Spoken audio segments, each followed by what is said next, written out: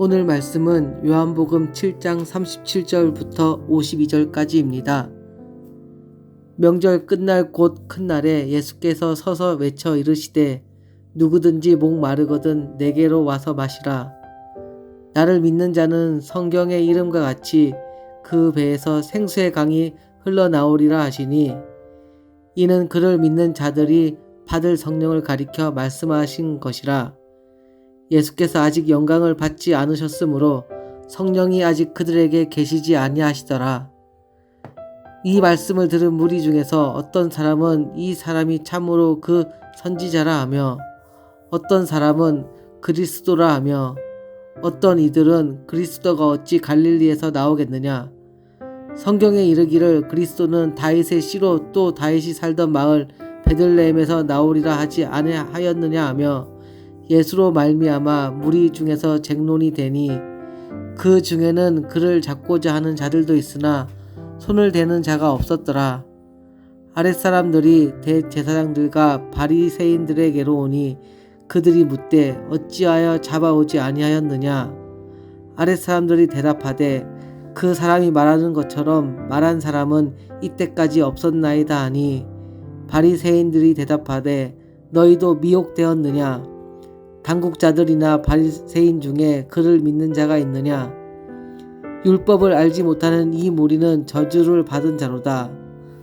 그 중에 한 사람 곧 전에 예수께 왔던 니고데모가 그들에게 말하되 우리 율법은 사람의 말을 듣고 그 행한 것을 알기 전에 심판하느냐. 그들이 대답하여 이르되 너도 갈릴리에서 왔느냐. 찾아보라. 갈릴리에는 선지자가 나지 못하느니냐 하였더라. 아멘.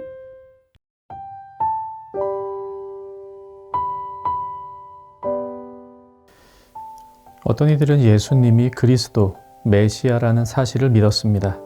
메시아, 그리스도 모두 구원자를 뜻합니다. 하지만 어떤 이들은 예수님을 그리스도, 메시아, 즉 구원자라고 믿지 않았습니다. 예수님께서 많은 사람들 앞에서 오늘 본문에 외치고 계십니다. 누구든지 목마르거든 내게로 와서 마시라. 나를 믿는 자는 성경의 이름과 같이 그 배에서 생수의 강이 흘러나오리라.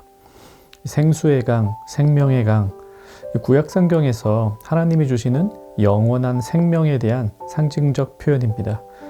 예수님은 그 하나님이 주시는 영생은 나를 믿는 자들에게 주어지는 것이라고 말씀하십니다. 그리고 뒤이어서 본문에서는 이 말씀에 대한 해석을 분명히 해줍니다. 이는 그를 믿는 자들이 받을 성령을 가리켜 말씀하신 것이라. 사실 좀 어려운 말씀이긴 한데요. 우리는 이렇게 이해하면 되겠습니다. 성령 하나님께서 오셔야 예수님의 말씀을 듣고 그분을 메시아, 그리스도로 믿을 수가 있습니다. 당시에 많은 사람들이 예수님을 그리스도라고 믿지 못한 데에는 이유가 있었습니다. 어떤 이들은 그리스도가 어찌 갈릴리에서 나오겠느냐라고 생각했던 것입니다. 즉 갈릴리에서는 메시아가 나올 수 없다는 것입니다. 예수님은 지금 예루살렘에서 말씀을 전하고 계신데요. 예루살렘 사람들은 예수님을 갈릴리 사람이라고 생각했습니다. 그들은 갈릴리에서는 메시아가 나올 수 없다라고 여겼기 때문에 갈릴리 사람 예수는 메시아가 아니라고 생각한 것입니다. 그러고 보면 요한복음 1장에 나왔던 나다나엘이라는 사람도 그와 비슷한 말을 했었습니다. 그의 친구가 예수님을 가리켜서 그분이 꼭 메시아인 것 같아 이렇게 말하자 나다나엘이 이르되 나사렛에서 무슨 선한 것이 날 수 있느냐 이렇게 말했었죠. 이 나다나엘은 나사렛에서는 선한 것, 구원자가 나올 수 없다고 말했습니다. 이 나사렛은 갈릴리 지역 안에 있는 동네입니다. 그러니까 오늘 본문에서 사람들이 하는 말이나 요한복음 1장에서 나다나엘이 했던 말, 즉 나사렛에서는 메시아가 나올 수 없다는 말이나 다 같은 뜻입니다. 사람들은 왜 그런 생각을 했을까요? 왜냐하면 구약 성경에 메시아는 베들레헴에서 나온다고 예언이 되어 있기 때문입니다. 베들레헴 에브라다야 너는 유다 족속 중에 작을지라도 이스라엘을 다스릴 자가 내게서 내게로 나올 것이라. 그의 근본은 상고에 영원에 있느니라. 이 예언을 믿는 유대인들은 모두 메시아는 베들레헴 출신이 될 것이다 이렇게 믿었습니다. 때문에 갈릴리 출신인 예수를 메시아로 믿지 않은 것이죠. 물론 우리가 알다시피 예수님은 베들레헴에서 탄생하셨습니다. 이 갈릴리 나사렛이 예수님의 집이었지만 그의 부모가 베들레헴에 호적 등록을 하러 갔다가 거기서 예수님을 낳았습니다. 그래서 구약 성경의 예언이 그대로 성취되었죠. 하지만 대부분 사람들은 이 사실을 모릅니다. 그래서 단지 예수님이 갈릴리 출신이라는 그 한 가지 사실 때문에 그 예수님이 말씀하시는 생명의 말씀을 들으면서도 그를 메시아로 믿을 수가 없었던 것입니다. 오늘 본문에서 한 가지 우리에게 적용해 봅시다. 우리는 무엇을 보고 예수님이 나의 구세주이심을 믿고 있습니까? 성경입니다. 오직 성경을 통해서만 우리는 예수님을 나의 구주로 고백할 수가 있습니다.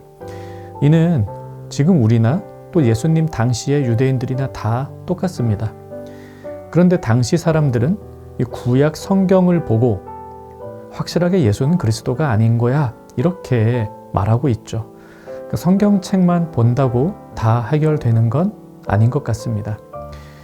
그래서 다시 한번 우리는 본문 처음에 예수님께서 하신 말씀과 그 의미를 되짚어 봐야 하겠습니다. 예수님의 말씀을 믿는 사람들은 영생을 얻는다 하셨죠. 그리고 이는 하나님이 주실 성령 하나님을 의미하는 것이라 했습니다. 성령 하나님이 오셔서 우리의 눈과 마음, 영혼을 비추어 주셔야 성경을 통해 예수님을 믿을 수가 있습니다. 성령의 인도를 받지 않고서는 아무도 예수는 주님이시다 하고 고백할 수 없습니다. 이 고린도전서 12장 3절 말씀입니다. 오늘날 어떤 사람들은 성경 읽고 또 예수님을 믿습니다. 우리도 그렇죠. 그런데 어떤 사람들은 성경책을 읽어도 예수님을 믿지를 않습니다. 호기심으로 성경책을 볼 수도 있고 또 하나님이 없다는 증명이라도 할 마음으로 설교를 들을 수도 있습니다. 그런 경우 아무리 성경을 보고 말씀을 들어도 예수님을 믿을 수 없습니다. 물론 가끔 그런 이들에게도 하나님께서 아주 드라마틱한 은혜를 주실 때가 있습니다. 안 믿으려고 성경 읽었는데, 안 믿으려고 설교 들었는데 오히려 믿게 되는 경우들도 있죠. 하지만 보편적으로 우리는 성령 하나님께서 우리 안에 오셔서 성경 속에서 예수님을 깨닫게 해주신다. 이 사실을 항상 고백할 수 있어야 하겠습니다. 이것은 우리를 겸손하게 만듭니다. 우리 눈으로 성경을 읽지만 성경 속에서 하나님이신 예수님을 보게 하시는 이는 오직 성령 하나님이십니다.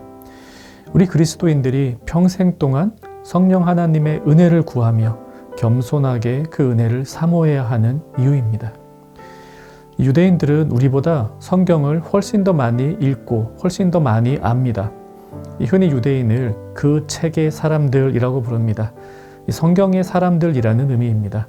하지만 그들은 성경에서 예수가 그리스도라는 사실을 보지 못합니다.